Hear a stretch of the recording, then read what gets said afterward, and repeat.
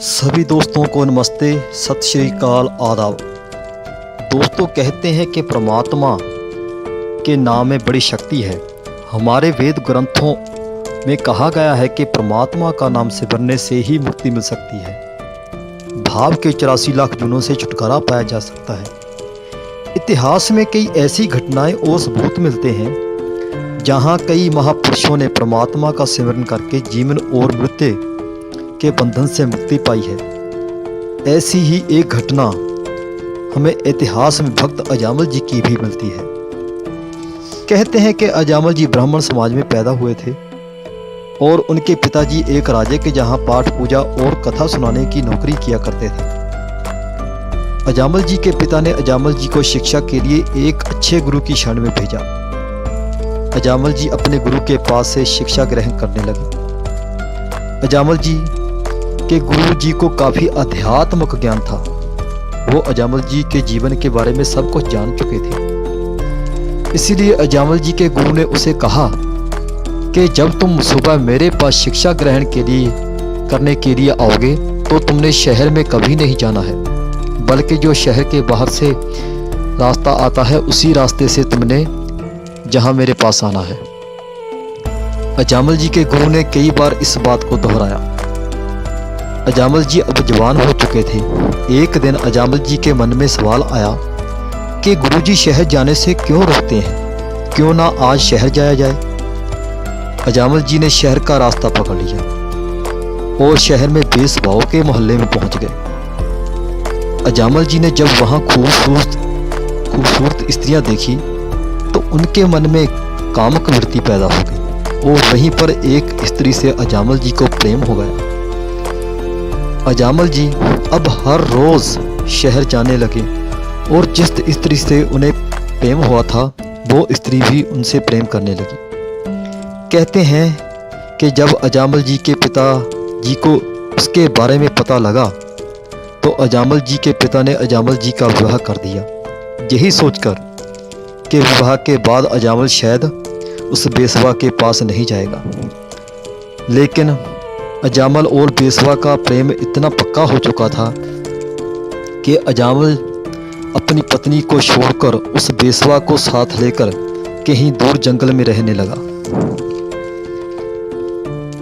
कहते हैं कि वो काफी साल वहीं जंगल में एक झोपड़ी बनाकर रहते रहे और वहीं उन्हें 6 पुत्र पैदा हुए। कहते हैं कि एक दिन अजामल जी के घर कुछ साधु आए।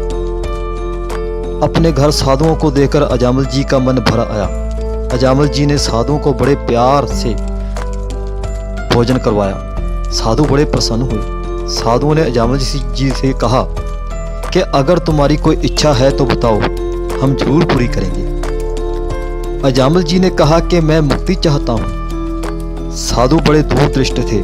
साधु ने सोचा कि अगर हम इसे परमात्मा का सिमरन करने के लिए कहेंगे तो इससे सिमरन नहीं होगा, क्योंकि इसका मन अब बहुत मैला हो चुका है। फिर साधु ने अजामल जी से कहा कि आपके घर एक पुत्र पैदा होगा, तुम उसका नाम नारायण रखना।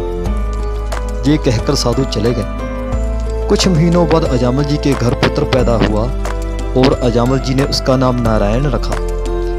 अजामल जी अपने पुत्र को नारायण नारायण कहकर पुकारते। अजामल जी का मोह सबसे ज्यादा अपने छोटे पुत्र नारायण में ही था। काफी साल बीत गए। उनका पुत्र नारायण अब काफी बड़ा हो चुका था और नारायण जी बूढ़े हो चुके थे। एक दिन अजामल जी काफी बीमार पड़ गए। वो मृत्यु के निकट थे। कहते हैं कि जब मनुष्य का अंत समय आता है तो मनुष्य को यमदूत दिखाई देने लगते हैं और मनुष्य काफी घबरा जाता है। ठीक इसी तरह अजामल जी के साथ भी हुआ। जब उन्हें भी अंत के समय यमदूत लेने आए और अजामल जी घबरा गए और घबरा कर अपने पुत्र नारायण को बुलाने लगे। कहते हैं कि जब अजामल जी ने नारायण को पुकारा तो उसी वक्त रामगण भी वहां पहुंच गए और अजामल जी की मृत्यु होने के पश्चात वो उसकी रूह को अपने साथ ले गए। इसी तरह अजामल जी अंत के समय में नारायण को पुकारते पुकारते मुक्ति प्राप्त कर गए। दोस्तों, इसका एक सबूत गुरबानी में भी मिलता है कि जो परमात्मा अंत के समय में जो व्यक्ति अंत के समय में परमात्मा को याद करता है तो उसकी मुक्ति अनिवार्य है। गुरबानी में लिखा है कि अंत काल नारायण सिमरे, ऐसी चिंता महजे मरे, बदत तरलोचन ते नरमुक्ता, पीतंबर वाके हृदय बसे।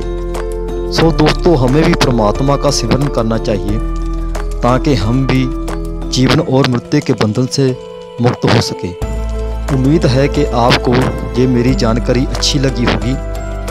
ऐसी ही ज्ञान से भरपूर वीडियो और जानकारी के लिए प्लीज़ वीडियो को लाइक और शेयर ज़रूर करें। अगर आप मेरे चैनल के ऊपर नए हैं तो प्लीज़ चैनल को सब्सक्राइब करें और साथ में एक बेल का भी आइकन होगा, उसे भी जरूर दबाइए ताकि जब भी मैं कोई नई वीडियो डालूँ तो उसका नोटिफिकेशन आपको सबसे पहले मिल जाए।